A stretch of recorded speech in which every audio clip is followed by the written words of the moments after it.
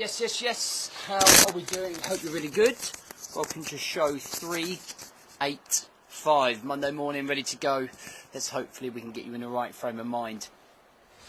So today we're going to talk about something that happened to me over the weekend, and I think it's a story, I think it's a scenario or a situation that I think that many of you can learn from.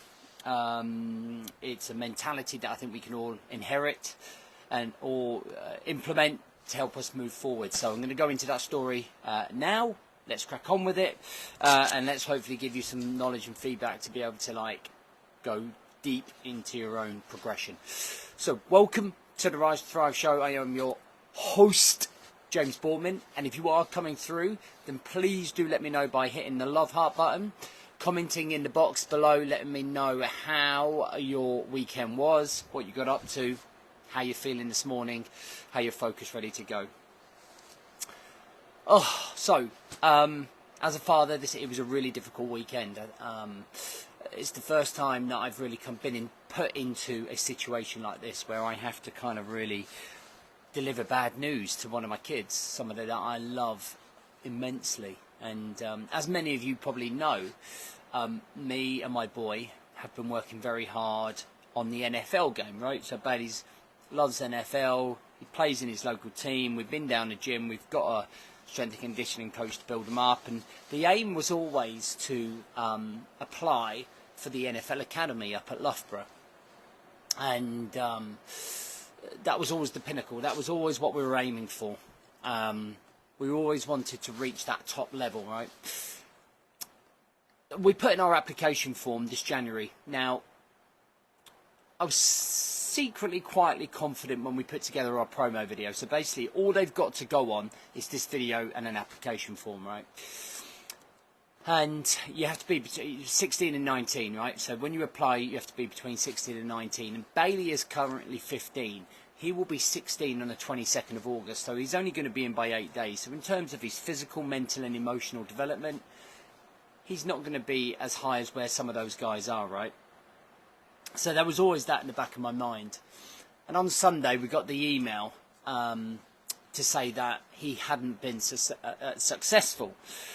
And it was down to largely his age, which was just so disappointing. And having to tell your son, who just all he dreams about is being an NFL star, was really difficult. It was a really heartbreaking moment to have to tell him, and I could see his face drop and his body language drop straight away. And that was a difficult moment, and I woke up this morning and I still felt very heartbroken about it, and I still do.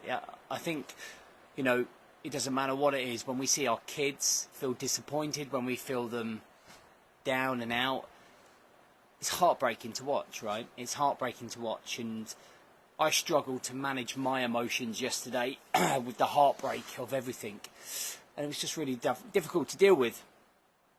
But the mantra that we have in our elite movement, as part of the elite movement, is lead you to lead them. And that was never more apparent than in this situation of, okay, I must not portray myself to feel sorry for him or me or any of that situation. What we must do now is look at what are the opportunities. And what I did when I allowed it all to sink in for him, I created like an action plan of maybe 10 things, 10 opportunities that we could get off the back of not getting in this year. Now I said to him that we've got 11 months to build up, right? We've got 11 months to build the body, to build the mind, to raise the standards, to get sharper, to go to workshops, to build our training. And I put a whole list of things on there in terms of all of the opportunities that he had from this disappointment. And I always was talking to him about some of my own disappointments of things that I hadn't quite achieved or haven't quite reached.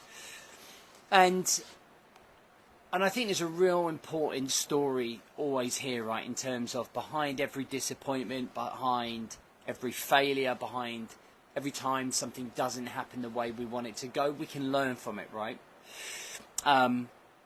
If as sad as it is, if relationships don't work, we can learn from that. What are the opportunities? If a business goes under, what are the opportunities, and we learn from it. If a training plan or a goal wasn't hit, what are the opportunities behind it? How do we move forwards from here? How do we get stronger? How do we learn? What experience do we gain? And I think this is where we hit a crossroads, and we hit a crossroads of either going down a victim route, or an opportunist route, or a leadership route, whatever the route. But we're either going to go one or two ways, and we have to kind of look at it and go, are we going to grow from this? Are we going to learn from this? Are we going to gain experience of it? Yeah, we're going to be a little bit wounded. We're a little bit wounded, heart's broken a little bit, etc. But we're still going to move forwards, right? Because life will always present challenges. It's never always fair. We never always get what we want, and that's the thing to understand. And this is the thing the narrative that I will take with Bailey over the next sort of like month, especially, is always talking about how do we come back. And the opportunity for him actually is he's actually confronted some hardship at 15, and he was going to learn to bounce back from that. And that's what we've got to be able to do together. You know, he's got me in his corner. He's got me in his corner to pick him up, and that's very much how I look about any of my clients. If any of my clients ever face that situation, I'd like to think that they know that they could contact me and I'm in their corner. And when we've always got someone in our corner, it makes the difference in terms of how we bounce back, right? Because when we do it by ourselves, we stay in this wounded state, this victim state, for a very long time, right? Whereas me and the team at the Elite Movement,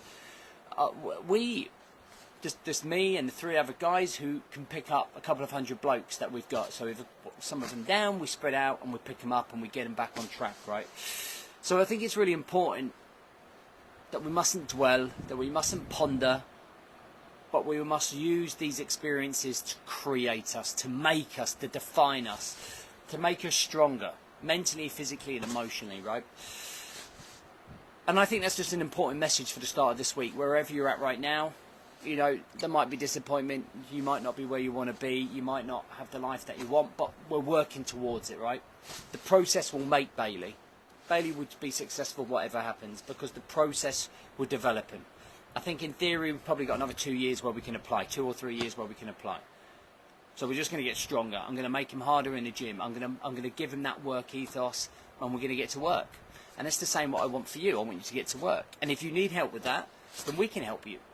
Do you know what I mean? We run the Elite Movement. The Elite 28 is open today. Applications are open. If you're not already with us, what are you waiting for? Do you know what I mean? In that respect. So listen, big lessons for everybody to learn. What I would love in the comments, and I want you to give yourself 2 minutes to do it, just after this, so that you can take some reflection. What's the number one thing? What's the number one thing you've taken away from this? And Ian, you're quite absolutely right. I'm a big believer in the way that the universe directs us. And if it's meant to be, it will be. And I believe that actually now is probably not the right timing, but probably next year or the year after probably will be. Anyway, have a great week. Have a great day. See you Wednesday.